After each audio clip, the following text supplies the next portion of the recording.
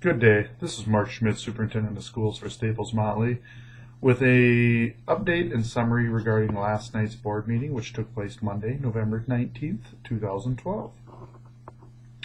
The agenda was called to order at 7 p.m. Madam Chair Freeman recognized the public, and to start the board meeting off, Travis Van Overbeek, who is our high school Phy Ed teacher, gave an update to the board regarding some of the physical fitness activities that are taking place at the high school. And I'd like to commend Travis for his hard work at the high school and thank him for sharing that with the board last night. The board then moved to the consent agenda and moved to curriculum. The board approved the language arts document, which was presented to them the previous month, as well as the world language document, and that took place under the curriculum sub-agenda. Finance items involved the approval of our financial report and to pay vouchers. Julie Nelson from Beinhorn then presented the district's audit, and in summary, that audit was presented as a deficit in spending from last year. The audit is generally presented in November, and it's regarding the previous year's budget. The budget shows approximately $500,000 reduction in general fund spending, meaning that the bad news is we're deficit spending. A couple reasons for that. You're going to get my 2 cents worth here. One of them is we have been declining enrollment. We had our largest graduating high school class, and we needed to make adjustments for that. But some things that don't show up on the audit that our school is experiencing is some of the state trends and how they boil down to our local finances. One of them is the basic funding formula. When you look at the funding formula, this is our general ed funding formula that we spend on each student. In the last 10 years, if you adjust our funding formula to inflation, we are trying to educate our children with $426 less than we were in 2003 when adjusted for inflation. On top of that, another thing that has been affecting our school finances are our special ed cross subsidies. Now, special education cross subsidies are the amount that a district is spending from their general ed funding, from their general ed formula to supplement non-reimbursed special ed costs. So for our district, to give you a perspective, we would need to not only renew our voter-approved operating referendum in the fall, but increase it by approximately $250,000 just to fund our non-reimbursed special ed costs. We have over $700,000 in non-reimbursed special ed costs that our district spends, and it continues to go up and up. And if you look at the audit, you'll see some of our special ed costs have actually gone down last year by approximately $100,000. However, our revenue from state and federal sources have gone down close to $300,000. So what we find is that continually, more and more, we need to be cutting from our gen ed, regular ed budgets to fund our special ed budgets. And the other component of it is, as a state, in 1995, we had a high point on record of, on average, about a little over 5% of people's personal income was spent towards general education, or towards education. 5% overall of their personal income was spent towards education. Today, that's just slightly over 4%. We've experienced a 20% drop in what people are investing in education today versus what they had done approximately 15 years ago.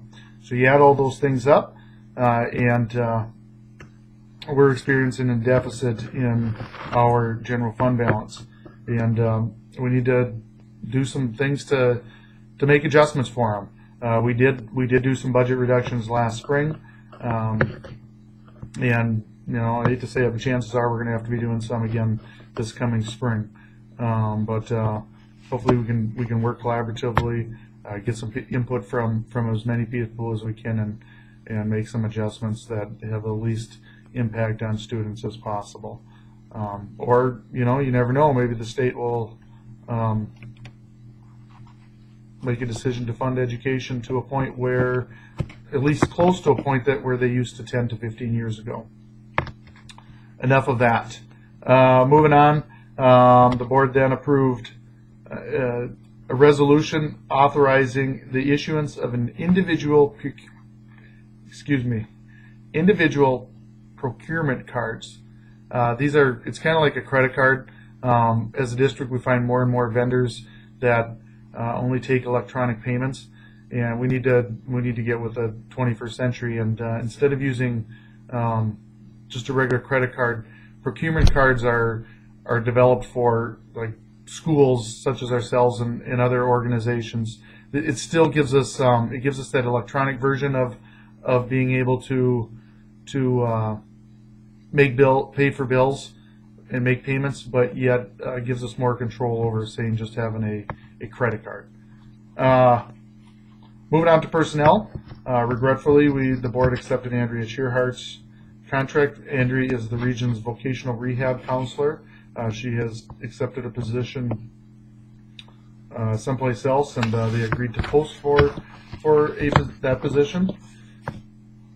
Excuse me. Item 14 is the board approved a special education 1.5 hours for 2 days a week, paraprofessional for early childhood.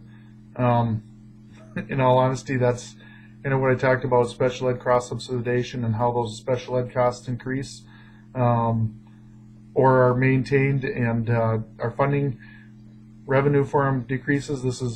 That's one example of it. Item 15 is to approve Jeannie Hike as our Adventures Coordinator. This is our after-school Adventures program. That's a fee-based program. They then hired Jackie Terrell as a teacher for that, or an assistant. Jackie was the director. She resigned from that and is going to be a teacher. And we've actually added a personnel for that due to enrollment numbers increasing. So good news for them. The board approved Chris Kapler as our 8th grade boys basketball coach and Travis Overbeek as our girls C-squad coach. So thanks for Chris and Travis for stepping up to do those 2 coaching positions this winter. Finally, the personnel item 18 was to hire a full-time classroom assistant for the Little Cardinals Academy. Little Cardinals, easy for me to say. Little Cardinals Academy that's our all-day, everyday preschool that we have in Motley. That has been growing by leaps and bounds since we have opened it this fall.